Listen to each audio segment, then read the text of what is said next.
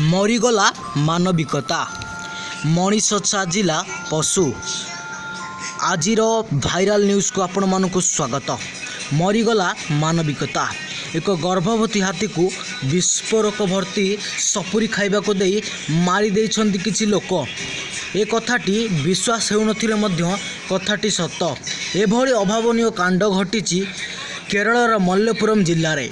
एही घटना को सोशल मीडिया रे सेलिब्रिटी ठारू आरंभ करी साधारण लोक घोर निंदा करुछन्ति। एभली नृशंस लोकंक उपर दृढ़ कार्यानुष्ठान निया जाउ बोली दाबी करिछन्ति। रिपोर्ट अनुसार मे 25 घटना। हाथीटी खाद्य अन्वेषण रे पाख जंगल आड़ को आसीथिला। जंगल रो गाँ आड़ को आसी जाइथिबा बेले किछि लोक हाथी को खाद्य देवा बहाना रे सपुरी रे विस्फोरक भर्ती करी देइथिले। जहा को खाइबा बेले हाथी मुहरे विस्फोरक हो जाइथिला से सपुरीटी। फल रे हाथी को गभीर आघात लागिथिला, जा फल रे जंत्रणारू बचिया पई 3 दिन एक नदी रे बुड़ी रहिथिला। तापरे शनिवार दिन तार मृत्यु घटिछि। आउ किछि सूचना जणा जाय जे से हाथीटी गर्भवती थिला।